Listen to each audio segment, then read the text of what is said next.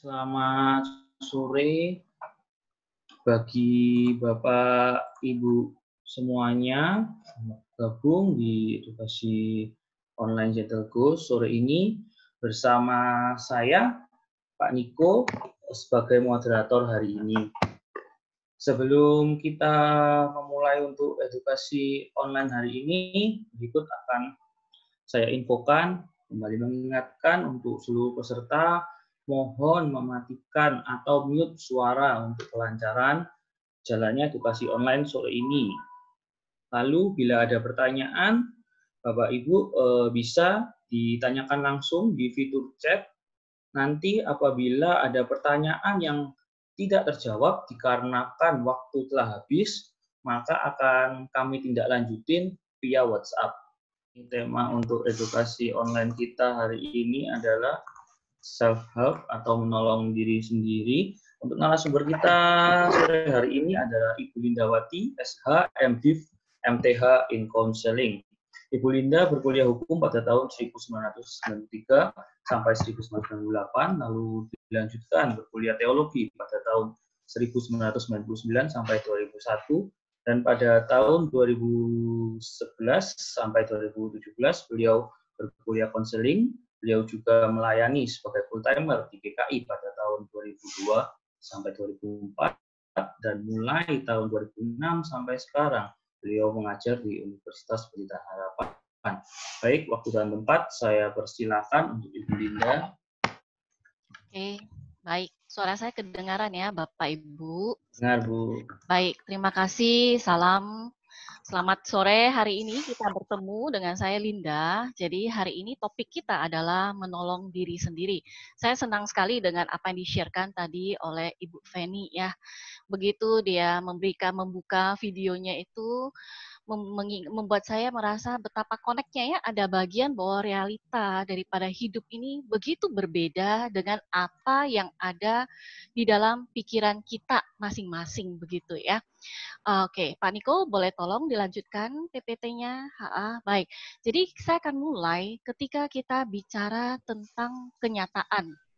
Nah, bagaimana kenyataan saat ini ya, khususnya kita bicara di dalam konteks masa pandemi. Silakan Pak Niko ya. Nah, ini adalah data kemarin sore yang saya berusaha ambil, dan data ini adalah dari Worldometers ya. Dari Worldometers ini, yang bagian kiri atas active cases itu adalah jumlah pasien, jumlah orang-orang di seluruh dunia yang masih dinyatakan positif COVID itu ya, ada 5 jutaan. Sementara 10 jutaan orang itu ada yang 9 jutaannya itu sudah sembuh, tetapi 600.000 itu orang sudah meninggal.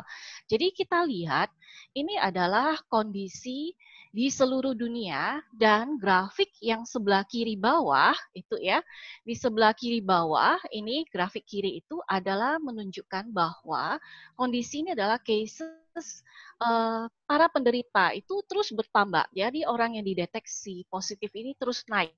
Jadi tidak menunjukkan menurun secara global dunia. Memang ada negara tertentu yang kemudian menurun begitu ya. Nah, kita lihat lagi yang sebelah kanan bawah. Sebelah kanan ini adalah ini grafik daripada jumlah kematian. Meskipun jumlah kematian sempat menurun, tetapi juga beberapa tempat ada yang cukup tinggi ya. Nah, jadi ini adalah kenyataan dunia yang kita sedang sama-sama melihat begitu. Silakan Pak. Nah, ini kondisi sekarang yang berdasarkan 23 Juli, saya ambil lagi dari Worldometers itu. Nah, Indonesia bagaimana? Nah, Indonesia total cases-nya itu adalah mencapai 95.000 ya. Dan kematian itu total itu mencapai 4.600-an lebih. Dan setiap hari bertambah. Dan kadang-kadang ada yang mencapai 100 lebih orang meninggal, ada yang di bawah itu. Dan kita melihat, dan Indonesia ini belum selesai nih. Masih di atas 1.000 ya, di atas 1.500 rata-rata setiap case yang naik di Indonesia. Oke, silakan Pak. Nah, kemudian pada yang ketiga ini adalah kita lihat Worldometers yang bagian kiri itu ya grafiknya ini adalah jumlah kenaikan active cases-nya ya di Indonesia itu ya. Nah, itu naik ya. Grafiknya itu makin hari makin naik itu ya. Nah, itu di sana. Lalu jumlah yang sebelah kanan itu lihat kematian itu juga tidak menunjukkan grafik ada penurunan. Dan ini adalah kenyataan yang terjadi di seluruh dunia dan khususnya di Indonesia. Jadi saya pikir kita tidak bisa mengabaikan kenyataan yang sedang terjadi pada saat ini di Indonesia begitu ya. Nah, bagaimana kita melihat begitu ya? Nah, ketika orang terinfeksi coronavirus ini apa yang terjadi? Ada orang yang cukup baik bertahan melewati, ada yang berminggu-minggu dirawat, ada yang kemudian tidak menunjukkan gejala namun menularkan, tetapi begitu sempat menyerang di dalam ini ya hasil daripada Detik Health itu menunjukkan apa ya? Ini ada penyerangannya cukup fatal. Jadi virus itu bersamaan itu juga menyerang dengan badai sitokin itu menyerang paru-paru, jantung, hati, syaraf pusat bahkan ya, pencernaan, ginjal dan orang itu setelah begitu diserang parah meskipun hasil kemudian nanti swab testnya dinyatakan negatif, betapa sulitnya dia akan pulih kembali seperti sedia kala normal begitu ya. Nah, itu adalah kenyataan yang kita perlu sama-sama aware begitu ya. Baik.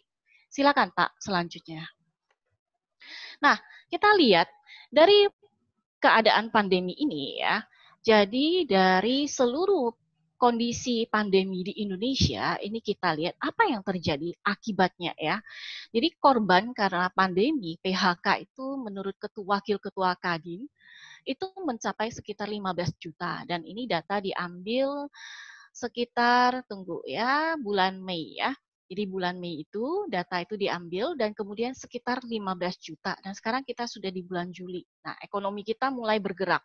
Tetapi tidak mungkin dengan cepat akan membalikkan semua kita punya dulu menjadi seperti semula.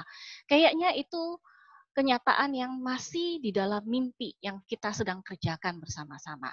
Dan dari 15 juta itu dikatakan hasil survei itu juga menunjukkan itu kita melihat ada jumlah 13,9%, perusahaan mengurangi jumlah karyawan, lalu ada yang dirumahkan, lalu bahkan ada yang ter-PHK tidak dapat pesangon, lalu PHK tenaga kerja laki-laki jauh lebih banyak daripada yang perempuan, begitu ya.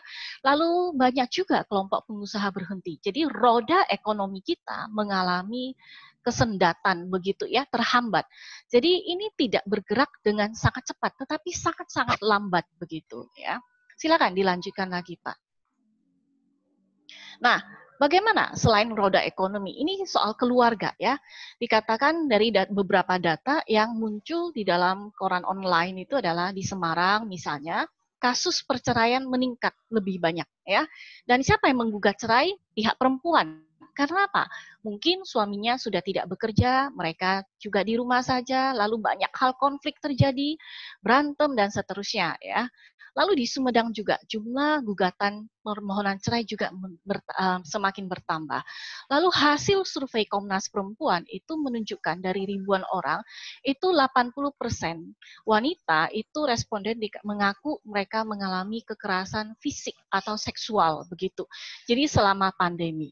Jadi kalau kita mau jujur, ini adalah kenyataan dari kondisi pandemi yang bukan hanya secara ekonomi memporak-porandakan kebanyakan hidup daripada kita di Indonesia, tetapi juga mengacaukan sampai di dalam konteks kehidupan suami istri begitu ya. Silakan Pak Niko, PPT lagi. Nah, bukan cuma itu ya, selain masuk kepada realita ini, saya ingin mengatakan apa yang terjadi adalah bahwa kekerasan fisik itu bukan dialami hanya wanita, tetapi juga pada anak-anak kecil, anak-anak yang di rumah, mereka yang belajar online. Nah, jadi kalau kita mau menyimpulkan secara realitanya, kenyataan itu adalah ekonomi berubah gara-gara pandemi, itu kemudian membuat perubahan apa ini ya, perubahan hidup pribadi dan keluarga kita. Jadi nggak bisa sama lagi kenyataan itu ya. Ekonomi berubah dan ini tidak bisa sama lagi. Lalu bukan cuma perubahan hidup pribadi dan keluarga. Maka ini kalau terjadi perubahan banyak sekali, kita menjadi tidak nyaman, kita kehilangan banyak hal, segala sesuatu yang dulu kita punya, segala sesuatu yang bisa kita nikmati, ini sekarang tidak punya lagi, begitu ya. Sekarang menjadi berubah, begitu. Lalu apa yang terjadi? Kita berharap ini kapan selesai, dan setelah selesai, dan ternyata itu pun tidak selesai-selesai dan tidak berhasil, belum itu. Jadi Bapak Ibu, saya masih ingat itu. Jadi awal kita semua harus work from home, begitu ya. Saya itu kita di rumah semua ya, kerja, mengajar online karena saya mengajar. Jadi semua online. Jadi kemudian sekali-sekali saya pergi ke mall, mallnya tutup. Tapi masih dibuka untuk jualan groceries, yaitu barang-barang kebutuhan sehari-hari. Nah, kemudian sepi begitu ya. Begitu mall dibuka, Bapak Ibu, Saudara, apakah jumlahnya semakin banyak orang belanja? Ternyata tidak, sepi mall itu. Jadi apa? Orang menjadi mulai takut lagi. Jadi kenyamanan yang kita harapkan itu muncul, itu tidaklah otomatis muncul, begitu ya. Dan bahkan itu mengubah seluruh identitas kita, begitu ya. Misalnya orang yang dulu bekerja, sekarang jadi pengangguran, maka dia akan mempertanyakan, kenapa ya saya begini? Berapa lama saya harus jalani? Saya sebenarnya cocok bekerja apa? Apa sih calling hidup saya? Begitu. Jadi terjadi perubahan dan krisis di dalam identitas gara-gara pandemi mengubah ekonomi, ekonomi merubah hidup kita secara pribadi dan keluarga, dan kemudian itu menimbulkan gangguan di dalam pribadi kita. Yaitu apa? Gangguannya itu berupa apa? Selain kita kehilangan kenyamanan, tetapi jauh di dalam unconscious kita, itu stres, itu cemas, itu ketakutan, ya depresi bahkan ya, itu muncul itu begitu saja tanpa kadang-kadang kita itu bisa mengontrolnya. Dan ditambah lagi apa yang terjadi? Sekolah berubah, kerja berubah, semua berubah. Akibatnya apa? Kita semakin tidak tahu bagaimana menjalani hidup. Nah, ini adalah banyak kenyataan yang terjadi. Meskipun sebagian orang berusaha masih tertawa, berusaha tersenyum, berusaha berjuang, berusaha bekerja, begitu ya. Tetapi kita sama-sama menyadari bahwa ini perubahan bukan hanya di Indonesia, tetapi perubahan seluruh dunia. Kalau dulu kita krisis ekonomi tahun 98, tahun 2000-an itu krisis ekonomi, di luar negeri itu masih kuat. Dan kadang-kadang ekonomi mikro kita cukup kuat. Dan sekarang adalah ekonomi makro kita menjadi terganggu, ekonomi mikro kita menjadi terganggu, lalu belahan global ekonomi dunia terganggu. Dan ini realita yang kita tidak bisa abaikan. Baik, Pak Niko, silakan. Nah, sekarang silakan Pak, lanjut lagi. Ini diklik ya. Ini nggak keren. Nah, bagaimana pertanyaannya? Bagaimana ya? Bagaimana kita menjalani hidup kita? Bagaimana kita bisa menolong diri kita sendiri? Itu yang sering muncul dan juga yang kita butuhkan bersama-sama. Silakan Pak. Ya. Lanjut Pak. Nah, ini adalah gambar yang saya ambil dari biasanya pendekatan yang dilakukan di dalam CBT ya, di dalam terapi-terapi daripada psikologi, yaitu CBT, Cognitive Behavior Therapy. Meskipun kita tidak memakai CBT pendekatannya, tetapi saya ingin menggambarkan dari gambar ini adalah bahwa seorang manusia, diri kita itu bagaimana? Itu ada mencakup di dalamnya thoughts, pikiran kita, dan pikiran itu adalah what was going through your mind, apa sih yang terjadi dengan seluruh pikiran kita. Lalu kemudian bagaimana dengan emosi, ya perasaan kita, ya apa sih yang sedang kita rasakan, begitu ya. Lalu itu juga bagaimana tubuh kita, bodily sensation itu ya. Jadi bagaimana tubuh kita itu merasakan begitu pikiran kita demikian, emosi kita demikian, tubuh kita juga merasakannya seperti apa, begitu. Lalu dilanjutkan, bagaimana behavior-nya, tingkah lakunya, atau perbuatan yang keluar, begitu ya. Apa yang kita lakukan, begitu ya. Apa yang kita tunjukkan keluar itu. Jadi sebagai seorang manusia, diri kita, itu ketika kita melakukan sesuatu, itu muncul dari pikiran, perasaan, bodily sensation itu semuanya. jadi satu itu tidak dipilah. Oh, ini cuma just my emotion, tidak ya. Tetapi ini juga termasuk adalah ada thoughts kita loh, the way of our thinking itu ada di dalam diri kita. Lalu tubuh kita merasakan demikian. Lalu tingkah laku kita juga. Jadi kita melihat di dalam gambar itu ya, tanah itu saling terkait satu sama lain. Emosi berkaitan dengan pikiran, berkaitan dengan tubuh, berkaitan dengan behavior. Termasuk behavior berkaitan dengan pikiran, berkaitan dengan body, berkaitan dengan emosi. Dan juga body dengan thought, dengan model yang sama. Dan diri kita yang demikian hidup di dalam situasi pandemi. Nah, dengan situasi pandemi, bagaimana kita sebaiknya menolong diri kita? Oke, silakan lanjut Pak. Nah, ini saya memberikan 4 poin yang saya pikir bisa, semoga bisa menolong kita. Ya, saya akan menjelaskan nanti satu demi satu poinnya ya. Nah, saya ingin mengatakan kenyataan atau realita kita ini sangat sulit berubah ya. Saya tidak ingin mengatakan, oh besok semua sudah sembuh. Begitu vaksin ada, semua akan berubah. Saya harus mengakui bahwa vaksin tidak akan secepat itu.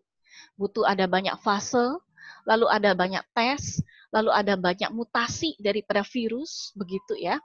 Nah, jadi saya ingin mengatakan bahwa realita ini yang terjadi, ini sangat lambat berubah, atau bahkan mungkin berubahnya sedikit. Ataupun di mata kita justru tidak berubah, mungkin ya. Lalu bagaimana kita kemudian menjalani menolong diri kita? Pertama, ini ada 4 ya, nanti saya jabarkan satu-satu. Satu adalah mari kita menerima kenyataan dengan pikiran yang terbuka. Nanti saya jelaskan. Kedua, membangun dan memelihara emosi yang positif. Ketiga, menata diri menjalani hidup secara berbeda. Keempat, memberikan tangan untuk yang lain ya. Nah, jadi 4 poin ini juga adalah tidak bisa kita mengatakan oh harus ini dulu baru berubah ini, tidak ya. Tetapi ingat gambar semula tadi yang di dalam CBT yang gambarnya ada lingkaran-lingkaran yang saling terkoneksi, maka 4 poin ini juga demikian terkoneksi. Oke, silakan Pak Niko untuk yang poinnya.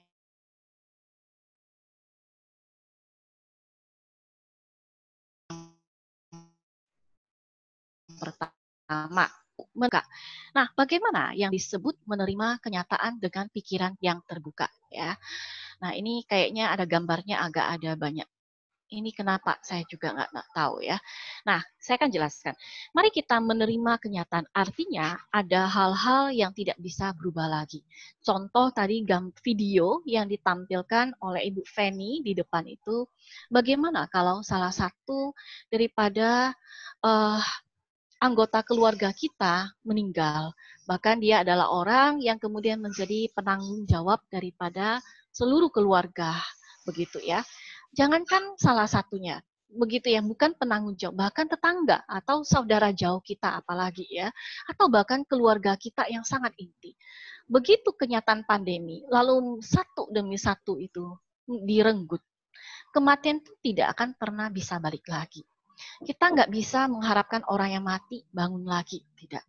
Ya, jadi kita harus bisa belajar menerima kenyataan pahit ini. Saya tahu Bapak Ibu bahwa kenyataan pahit ini gak enak sekali, saudara. Sangat sedih. Bahkan ketika tadi video itu ditampilkan ya, hati saya itu langsung berasa keluh banget ya. Keluh sekali. Dan ini adalah realita hidup kita saat ini. Dan juga bagaimana, apa yang terjadi kalau orang misalnya kehilangan pekerjaan. Ya, misalnya dia kehilangan pekerjaan, dia nggak bisa berharap nanti kalau dia dapat kerjaan baru, bahwa hidupnya akan kembali seperti semula dengan cepat. Tidak.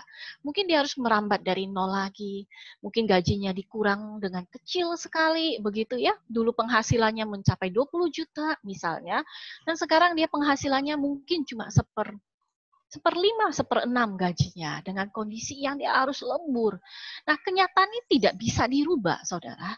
Apa yang dikatakan adalah, mari kita belajar menerima kenyataan dengan pikiran yang terbuka. Memang ada hal yang tidak bisa kita rubah.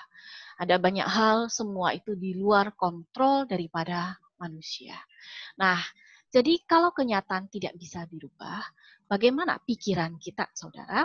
Nah, Albert Ellis ini salah satu daripada tokoh daripada psikologi itu, salah satu ya di dalam konseling itu, dia menyebutkan itu ada yang terjadi di dalam diri manusia.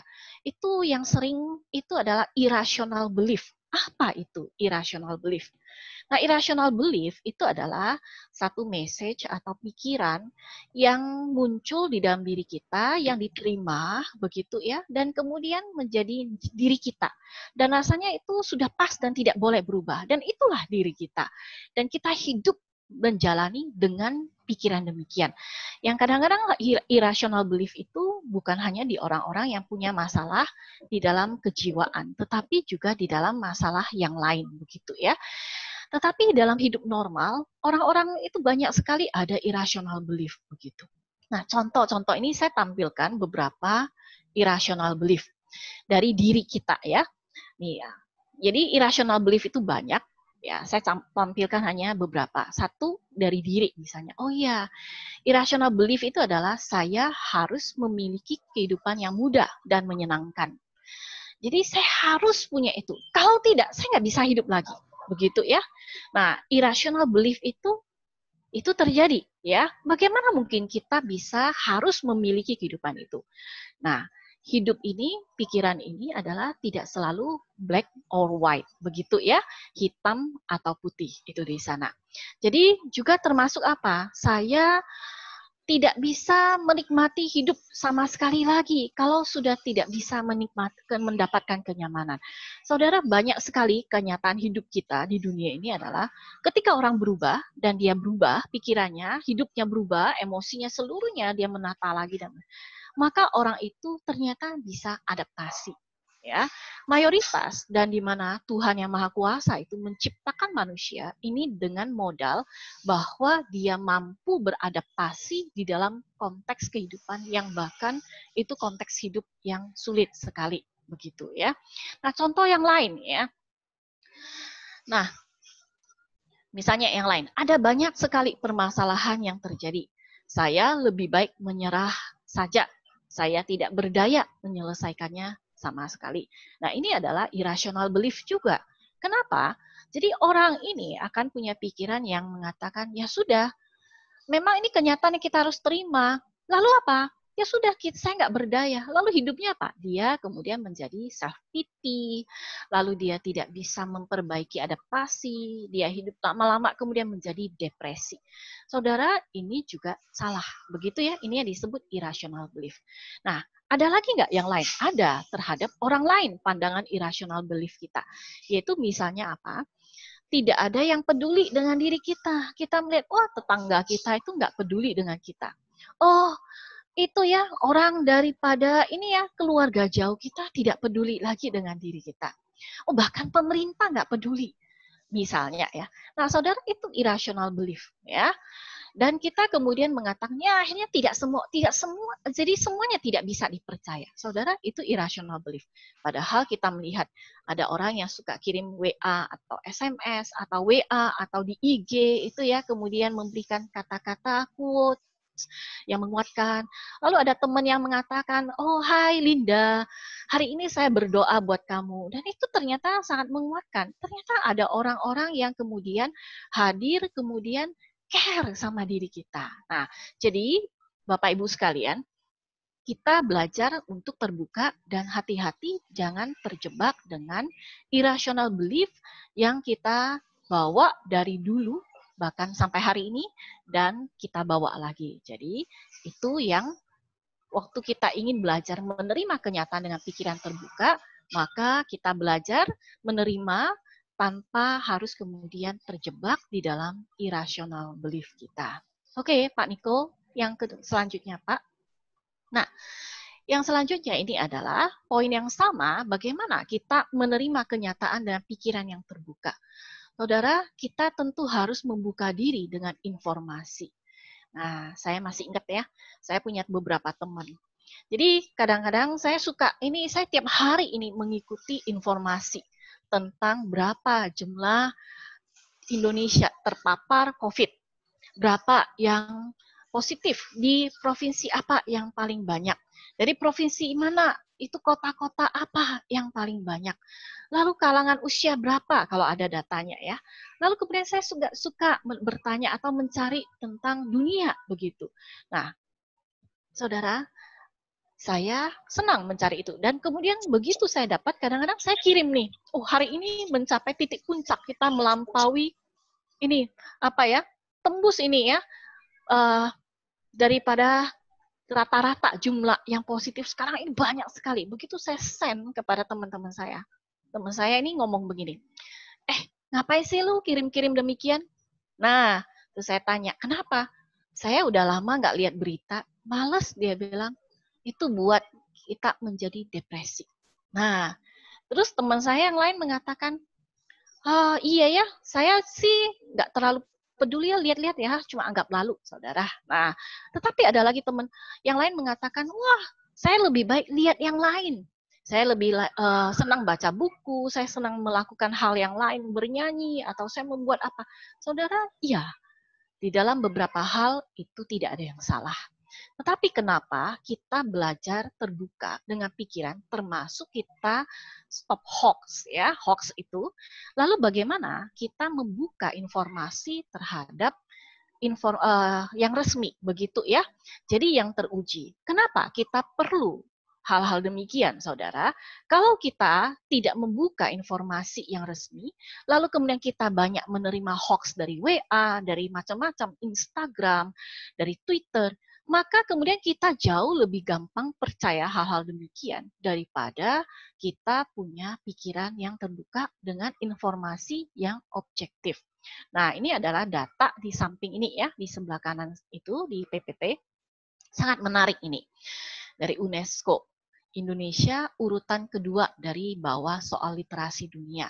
Jadi kita orang Indonesia dianggap orang yang malas baca.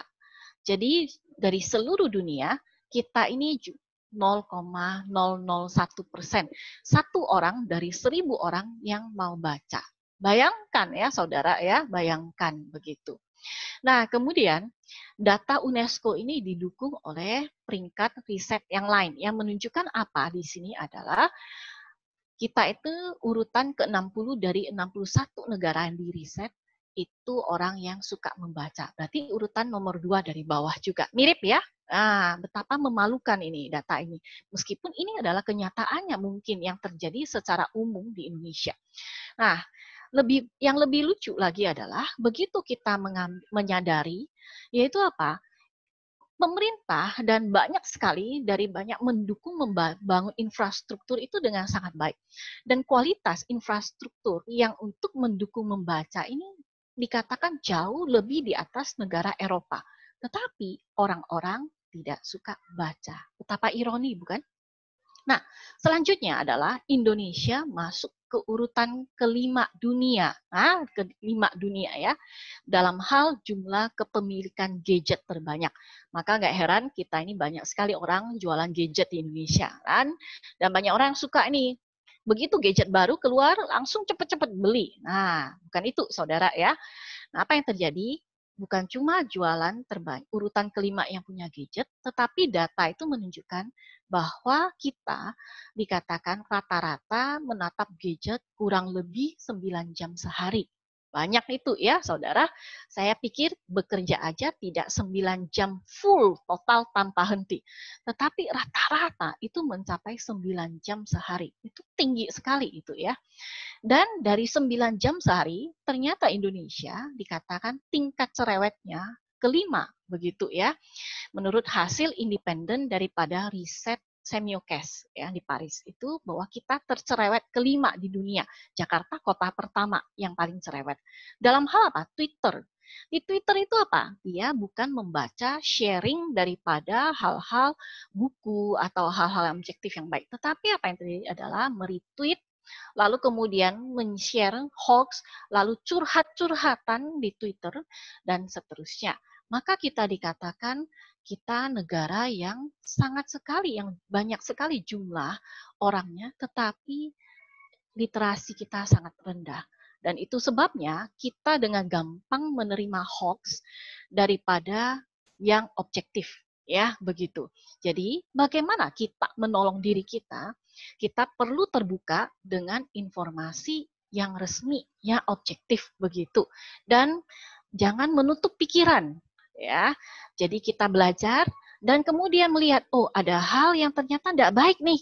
Maka kita mulai dari sana dengan pikiran yang terbuka kepada hal-hal yang positif. Oke, silakan selanjutnya Pak Niko.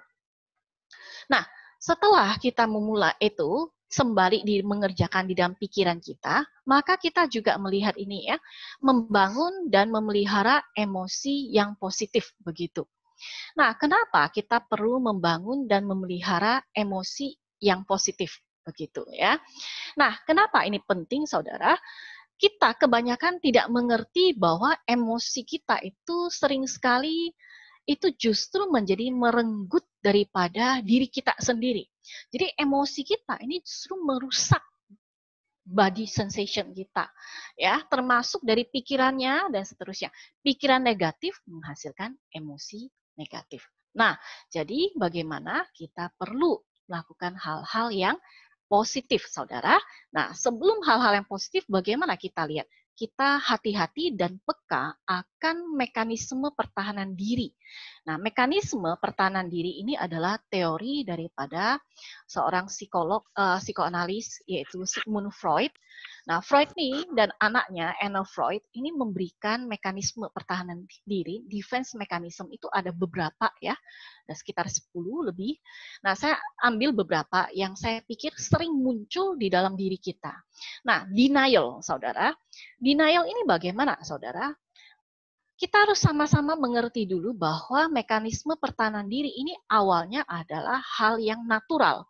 Kenapa natural? Karena setiap orang diciptakan itu punya mekanisme pertahanan diri. Cuma begitu kita berlebihan dengan mekanisme pertahanan diri, itu ya, kemudian apa yang terjadi? Maka orang tersebut itu kemudian akan tidak keluar dari itu dan hidup tidak di dalam konteks yang real begitu. Ya, saya ingin memberi contoh yang normal dulu ya. Misalnya kalau rumah terbakar, kita melihat asap, api, maka dengan mekanisme pertahanan diri yang normal kita akan lari keluar dari tempat api itu. Itu normal ya. Tetapi tidak menjadi normal berlebihan tuh bagaimana? Oh, ini terbakarnya cuma sedikit. Ah, nggak apa-apalah, ini cuma asap-asap sauna, nah nggak usah keluar. Saudara, itu bagian yang sudah kita pakai apa? Rasionalisasi. Jadi begitu berlebihan mekanisme pertahanan diri, itu kemudian menjadi sesuatu yang tidak membawa kita di dalam ranah yang real lagi. Tidak masuk ke dalam ranah yang objektif lagi. Jadi Bapak Ibu, nah mekanisme pertahanan diri kita itu awalnya baik, saudara, bisa dipakai dan juga itu natural, tetapi begitu kita kelamaan di sana dan tidak keluar, maka ini membuat kita akan menjadi memblok daripada emosi kita juga, memblok pikiran kita, dan mungkin lama-lama itu menjadi bagian dari irrational belief kita, itu yang terjadi. Jadi Bapak Ibu, ini kita perlu hati-hati ya. Jadi kemudian yang selanjutnya, bagaimana kita yang positif itu adalah bagaimana kita adalah bisa berdoa ya sesuai dengan agama saudara ya. Kalau saudara adalah seorang muslim, saudara berdoalah kepada Tuhan. Saudara seorang Kristen, berdoalah kepada Tuhannya. Saudara adalah seorang Buddhis, saudara berdoalah kepada di dalam kepercayaannya masing-masing, saudara. Dan tidak hanya sekedar berdoa, karena di dalam setiap kali kita berdoa dan ketemu dengan Tuhan yang Maha Kuasa, maka disitulah kita menikmati satu relasi, rasa syukur yang dalam. Dan itu bagaimana? Itu akan menghasilkan apa? Contentment, kepuasan, saudara ya. Nah, dan kepuasan ini membentuk dan membuat emosi kita menjadi positif. Nah, saudara, kalau kita tiap hari bangun tidur, lalu kita melihat, wah di langit ini masih matahari bersinar, Lalu kemudian, oh besok hujan, kita masih bersyukur. Saudara, itu juga hal-hal yang positif. Daripada kita bangun tidur, lalu kita lihat, panas lagi hari ini. Hujan lagi hari ini. Saudara, maka itu tidak meng-create daripada emosi yang positif. Ya. Jadi, contentment ini menjadi penting, saudara. Saya ini mengambil kutipan dari Mahatma Gandhi ini ya, bagus banget ini. Ini dalam tulisannya ini, man falls from the pursuing, ini apa nih, ketutup nih gambar saya naikin. Man falls from the pursuit of the ideal of planned living and high thinking the moment he wants to multiply his daily wants. Man's happiness really lies in contentment. Itu kutipan dari Mahatma Gandhi. Jadi begitu kita punya keinginan terus menambah seluruh keinginan hidup, kenyamanan, kepuasan, justru dan mengejar hal-hal dengan secara ideal, justru disitulah letak kegagalan kita. Dikatakan kebahagiaan manusia itu benar-benar hanya ada di mana? Di dalam rasa cukup puas daripada kehidupan. Jadi Bapak Ibu sekalian, pada saat kita punya contentment daripada kehidupan kita saat ini, meskipun ada kita kehilangan banyak hal, ya, mungkin ada kehidupan keluarga kita, orang keluarga yang kita cintai itu pergi meninggalkan kita, lalu kemudian ada yang kemudian putus kerja, lalu kita melihat, wah anak-anak masih di rumah, mari kita belajar menikmati apa yang menjadi kita nikmati, yang baik masih kita diberikan hari ini. Oke, silakan Pak. PowerPoint selanjutnya. Nah, jadi bisa menata pikiran kita lebih baik, emosi kita juga baik. Lalu bagaimana kita bisa menata diri? Nah, saudara, ini saya tampilkan yang standar dulu, yaitu apa?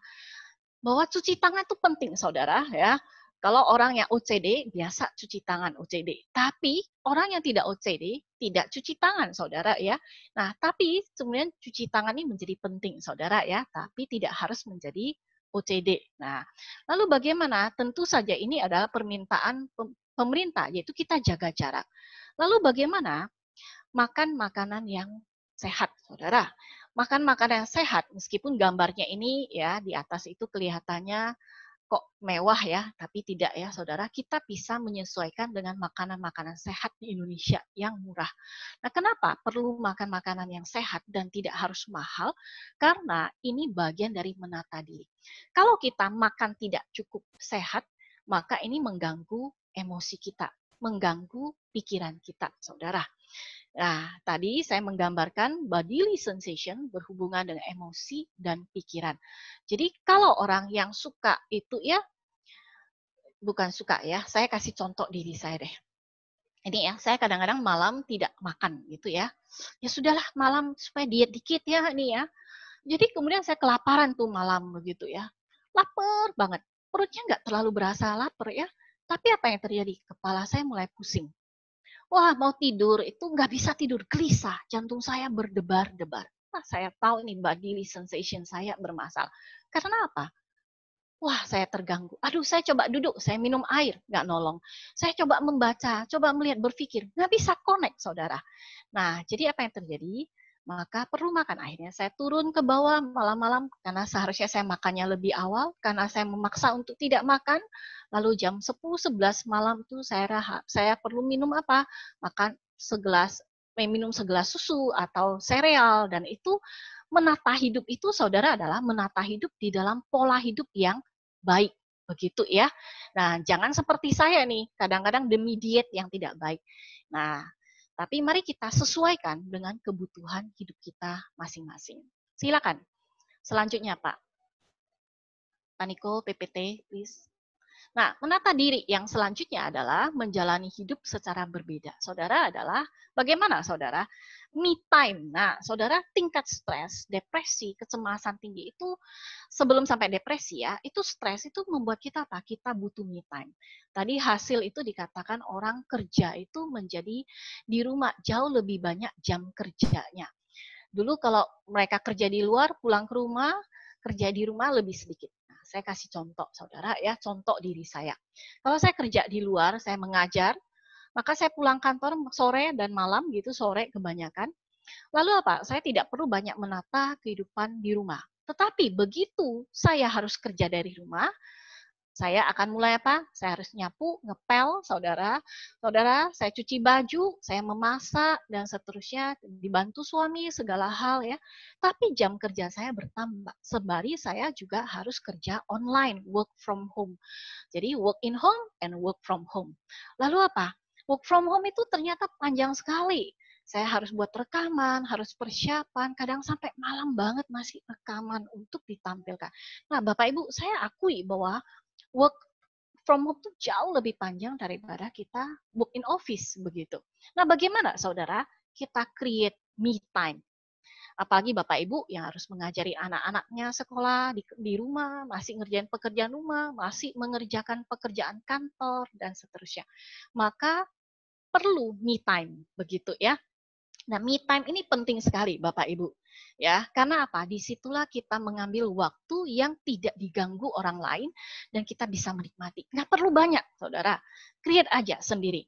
Boleh setengah jam saja sehari, kalau kita tingkat stresnya tinggi, atau 2 hari sekali. Silakan Bapak Ibu atur. Saudara boleh olahraga, bangun lebih pagi, jalan pagi sendiri, ya, menikmati di sekitar rumah, atau olahraga sedikit ya. Lalu apa? Membaca buku, ya. Lalu selain me time yang normal, seperti itu adalah kita melakukan refleksi. Di dalam me time itu adalah refleksi diri. Nah, refleksi ini menolong kita belajar menata hidup lagi. Memikirkan lebih dalam apa arti tujuan hidup kita di dunia. Apa arti tujuan kehadiran kita di dalam keluarga? Apa arti tujuan kita bekerja? Apa arti tujuan kita kemudian ikut di dalam komunitas? Lalu kenapa kita sekarang meninggalkan? Jadi me time ini bukan sekedar have fun just for me, tetapi adalah menata diri untuk membangun kekuatan diri. Nah, dengan itu juga me time itu kita bisa mengembangkan kreativitas, hobi yang sifatnya jauh lebih baik. Nah, Bapak Ibu, saya ada teman itu ya. Jadi dia biasanya tidak masak, dia harus ngantor.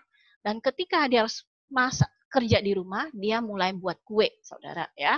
Dia buat masakan yang macam-macam. Lalu kemudian dia senang. Oh, hari ini dia akan ngomong ke saya di WA. Saya buat kue ini, mau nggak loh? Gue bilang, boleh dikirim nggak? Tapi jauh nih antar ini ya, saya di provinsi yang berbeda, dia di provinsi. Saya bilang, yang penting bisa datang sehari, oke, saya bilang gitu ya.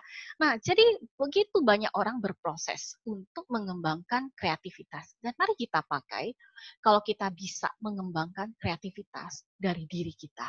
Jadi kalau kita mengingat, wah ini pencapaian nih, mengembangkan kreativitas baru, maka akan memberikan kepuasan emosi positif kita, lalu juga membuat pikiran kita akan menjadi lebih baik. Ya, baik. Silakan Pak Niko, thank you. Tolong dilanjutkan lagi PPT-nya. Nah, selain daripada menata diri, maka sekarang kita jauh lebih gampang behavior-nya apa? Memberikan tangan untuk yang lain. Saudara, menguatkan dan memberi semangat kepada yang butuh. Nah, itu menjadi penting sekali. Menolong orang yang butuh. Nah, itu kenapa? Ketika kita di dalam grup meskipun nggak bisa harus ketemu muka dengan muka, ya. Lalu ketika ada yang bisa butuh dukungan sesuatu spirit, kita memberikan semangat, menguatkan, dan dengan yakin, sharing, dan sebagainya, maka kita memberikan energi yang lebih baik untuk menolong orang menjadi lebih kuat. Nah, itu di sana ya. Lalu bagaimana kerja bisa bareng-bareng, menanggung beban keluarga bersama. Sehingga kita nggak menjadi gampang mudah stres, tapi apa sekarang kita lihat, oh ya anak saya capek sekali nih, mari kita sama-sama, oh ya suami saya juga sudah sangat capek, ya stres, pekerjaan dia terganggu, mari saya akan berjuang, mari kita bersama-sama lagi, lalu suami juga demikian, begitu ya. Lalu apa yang terjadi? Yang paling kecil itu adalah berbagi di dalam kesederhanaan. Ini gambar yang saya senang saya lihat di Google, ya. Jadi berbagi itu tidak harus di dalam kemewahan, Bapak Ibu. Berbagi di dalam kesederhanaan itu menjadi sangat penting, Saudara. Ya, apa yang sederhana? Beberapa bulan waktu di awal pandemi di TV itu ada iklan, itu menarik sekali yang dikatakan, oh ada keluarga yang kemudian dikatakan hasilnya kok positif, lalu mereka harus karantina, lalu iklan ini berapa? Seluruh tetangga itu memperhatikan. Ada yang tiap pagi menggantung makanan, lalu sayuran, ada yang kemudian tiap hari memberikan dukungan, ada yang by phone, ada yang dari luar menyapa, teriak-teriak, begitu ya. Berbagi di dalam kesederhanaan. Saudara, betapa indahnya, bukan? Nah, itu yang terjadi. Jadi kalau kita bisa menolong diri kita, maka kita bisa berbagi keluar. Kita bisa menghasilkan. Apalagi Bapak Ibu sekalian, tadi Ibu Feni juga menambahkan, saudara, kalau kita punya simpanan dari awal, itu akan sangat menolong kita berbagi juga ya, sehingga kekhawatiran kita berkurang. Tetapi jikalaupun sampai belum, saudara, mari kita hidup di dalam kesederhanaan, begitu, bersama-sama. Dan sekarang kita perlu memikirkan apa itu yang disebut sederhana, saudara. Sederhana itu artinya kita tidak harus kemudian menghabiskan barang-barang mahal, barang-barang branded, begitu ya. Tetapi menikmati di dalam kesederhanaan dengan apa yang diberikan setiap hari, dipercayakan kepada diri kita. Dan itu yang kita bisa lakukan. Silakan Pak Niko. Nah, ini saya ambil daripada, belum, masih ada satu kutipan tadi terakhir, Pak. Satu kutipan terakhirnya lagi. Ya, ini. Nah, ini kutipan ini pas saya download PPT-nya, ini muncul ini. Ini kutipannya baik sekali ya. It's one small step for man, one giant leap for mankind. Jadi, kalau kita semua sama-sama melangkah satu langkah, mengerjakan, merubah konsep pikiran kita, memperbaiki emosi diri kita kemudian menatah lagi diri kita, lalu kemudian apa? Kita bisa keluar, maka kita seperti apa? One giant leap for mankind. Dan ini yang saya sharekan di dalam konteks hidup bersama, di dalam konteks pandemi kita. Jika ada pertanyaan, silakan Bapak Ibu, saya serahkan kembali kepada Pak Niko. Makasih Pak. Oke, baik, terima kasih untuk Ibu Linda untuk materinya. Bagi Bapak Ibu, mungkin bila ada pertanyaan akan kami tunggu, bisa langsung dituliskan di fitur chat. Kami tunggu ya Ibu Linda ya. Kita akan tunggu pertanyaan yang masuk Ibu Linda. Lalu sembari kita menunggu. Ini ada pertanyaan Pak yang saya baca di dalam chat grup room, itu gimana Pak? Oke, bisa Bu. Saya bacain atau silakan Pak, gimana? Boleh. Ini di tempat saya nggak keluar. Boleh silakan bacain. Oke, soalnya kayaknya kelihatannya privately to me ya. Iya, oke. Saya baca ini ya Pak ya. Boleh, silakan. Ini dari Kartika. Bagaimana memperbanyak literasi yang bukan hoax, pertanyaannya. Kata kunci atau sumber apa yang bisa kita buka untuk memperkaya diri dengan pengetahuan yang positif. Kita tidak sadar lebih banyak baca hoax, dalam kurung iklan YouTube ya, karena banyak yang tidak tahu situs resmi yang benar. Terima kasih. Baik, ini pertanyaan yang baik sekali ya. Nah, saya juga suka nonton YouTube, tapi saya pilih-pilih. Termasuk saya lebih senang kalau nonton itu bukan nonton YouTube, tapi saya lebih suka membaca berita dulu. Nah, berita-berita dengan situs resmi sering saya lakukan. Misalnya kalau di Indonesia, saya masuk ke kompas.com, ya, detik.com, kemudian juga apa, misalnya cnnindonesia.com, begitu. Saya suka cross-check. Kadang-kadang di Detik juga ada yang kadang-kadang sedikit datanya beda. Lalu saya cross-check. Ini gimana? Supaya apalagi saya bisa pakai informasi yang baik itu untuk mendukung pembelajaran yang baik begitu ya. Jadi saya suka cross check. Lalu kemudian kalau hoax itu yang bagaimana? Saudara kalau di WA itu contoh, segera bagikan ini ya. Ini hal yang baik. Saudara akan menolong orang lain yang kesulitan dan itu bagikan ke 10 orang terdekat. Saudara jangan cepat-cepat bagikan. Begitu ya. Nah, begitu saya sering dikirim hal-hal yang demikian, biasanya saya delete saja. Saya bahkan kalau baca depannya sudah ada demikian, saya bahkan tidak baca menghabiskannya. Begitu. Nah, kalau blog, silakan baca blog-blog. Blog itu tentu saja opini personal ya, tetapi tentu saja setiap orang menampilkan blog itu pasti selalu punya maksudnya yang dia ingin sampaikan. Nah, jadi kita perlu lebih netral untuk tidak kemudian gampang dengan secepatnya mengikuti maksud daripada penulis itu. Jadi kita harus berpikir kritis, mencari informasi, bandingkan dengan yang lain. Nah, daripada YouTube, lebih baik sebenarnya informasi itu juga bisa di cross check dengan informasi dari luar. Misalnya kalau saya baca lagi, suami saya ini ya suka membaca New York Times ya, dia baca CNN yang international misalnya begitu ya. Nah, lalu kita kemudian suka saling berbagi informasi, cerita begitu. Lalu objektif nggak? Lalu kalau kita dapat dari WA, lalu kita saling cross check. Lalu nanti ada teman yang oh enggak ini salah, ini hoax karena berita yang ini demikian ya itu. Jadi kita saling cross check kepada teman-teman yang kita pikir cukup objektif, lalu kemudian kita bisa memberikan pelajaran yang baik buat diri kita juga. Itu yang bisa saya sharekan ya Pak. Dan Bu Kartika. Ya. Oke, terima kasih Bu Linda. Ini ada pertanyaan yang sudah masuk, ini dari Ibu Isna, rumah tangga. Bagaimana mengupayakan self-help bagi diri sendiri jika support dari orang terdekat tidak didapat, Bu Linda?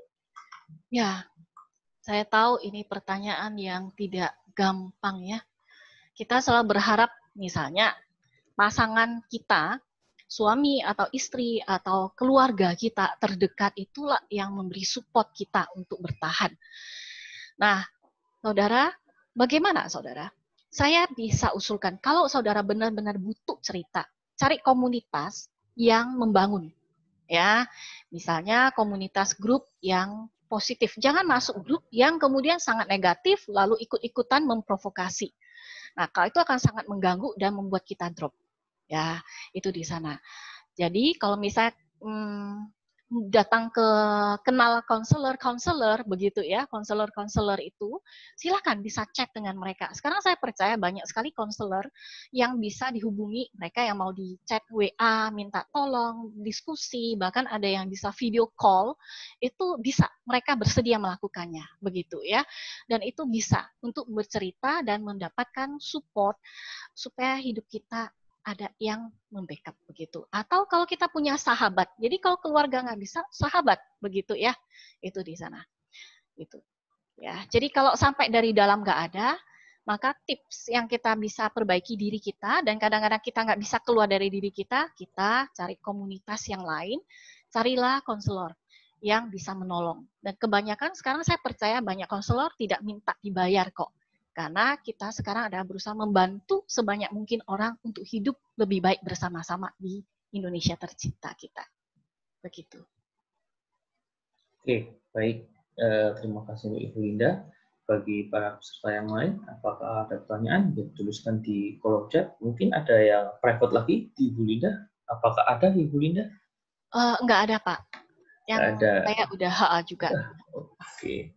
Bagi para peserta, apakah ada pertanyaan kembali? Bisa tuliskan di fitur chat.